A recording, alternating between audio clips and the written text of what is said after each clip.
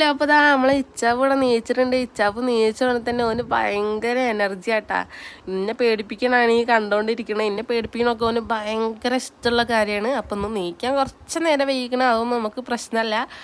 അപ്പോൾ ഇതാ നീച്ചുടനെ തന്നെ ഓൻ്റെ കുപ്പായും പാമ്പേഴ്സും ഒക്കെ മാറ്റി കൊടുത്തിട്ട് നേരെ ഞങ്ങൾ പല്ലേക്കാൻ പോകട്ടാ. പല്ലേക്കാൻ ഇതാ ഞങ്ങൾ ബേബി ഹഗിൻ്റെ പേസ്റ്റാണ് ഓന് ഉപയോഗിക്കുന്നത്. അപ്പോൾ കുട്ടികൾക്ക് ഉപയോഗിക്കുമ്പോൾ അവരുടേതായിട്ടുള്ള പേസ്റ്റും ബ്രഷൊക്കെ ഉപയോഗിക്കാൻ നോക്കുക.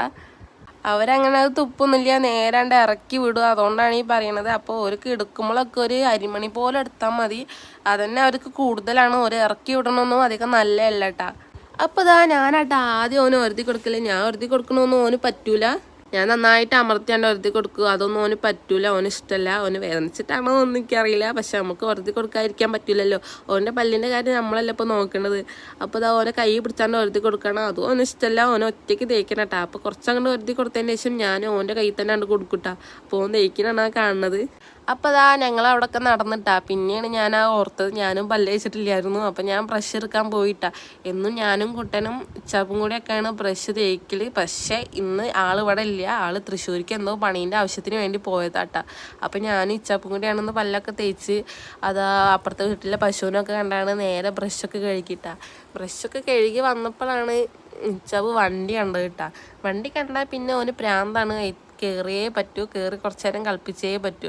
ചെക്കന്മാരല്ലേ പ്രാന്തില്ലായിരിക്കുമോ. അപ്പോൾ ഇതാ ഓന് കുറച്ച് നേരം ആകുമ്പോഴൊക്കെ കളിച്ച് ഞാൻ അമ്മേൻ്റെ അടുത്ത് കൊടുത്തിട്ടാ. ഓനെ അമ്മേൻ്റെ അടുത്ത് കൊടുത്തിട്ട് ഞാൻ നേരെ അമൃതപ്പൊടി ഉണ്ടാക്കാൻ പോയി. ഓന് അമൃതപ്പൊടി ഇന്ന് രാവിലെ ഓനെ കുളിപ്പിച്ചിട്ടില്ല. ഇപ്പോൾ കുറച്ച് ദിവസമായിട്ട് രാവിലെ ഓനെ കുളിപ്പിക്കാറില്ല. കുറച്ച് നേരെ വൈകിട്ടാണ് കുളിപ്പിക്കൽ. ഓന് ജലദോഷം പനിയൊക്കെ വരുന്നതുകൊണ്ടാണ് ഓനങ്ങനെ കുളിപ്പിക്കാറില്ല രാവിലെ. എന്നിട്ട് അമൃതപ്പൊടി ഉണ്ടാക്കി അംഗനവാടിയിൽ നിന്ന് കിട്ടിയാട്ടാ.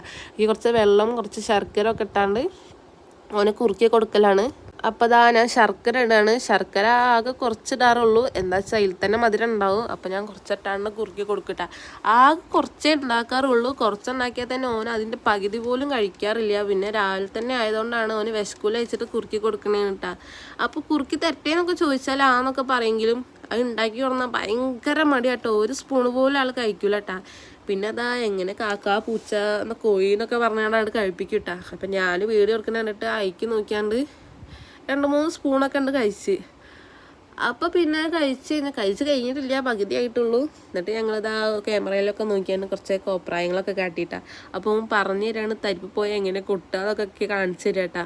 അപ്പോൾ അതാ ഓനായി എൻ്റെ മടിയിലിരിക്കുന്നതിൻ്റെ ഇടയിൽ കൂടെ നൈസായിട്ട് ഓനാണ്ട് ഇറങ്ങിപ്പോയിട്ടാ. ഇറങ്ങിപ്പോയാൽ പിന്നെ ഈ വഴിക്ക് വരില്ല, പ്രത്യേകിച്ച് ഞാൻ ഇങ്ക് കൊടുക്കുന്ന ടൈമിൽ. അപ്പോൾ അതാ ഇത് ചെറിയൊരു വ്ളോഗാണ്. അപ്പോൾ എല്ലാവരും സബ്സ്ക്രൈബ് ചെയ്ത് ലൈക്ക് ഇട്ട് കമൻറ്റ് ഇട്ട് ഷെയർ ചെയ്യാൻ മറക്കരുത്. നിങ്ങളെ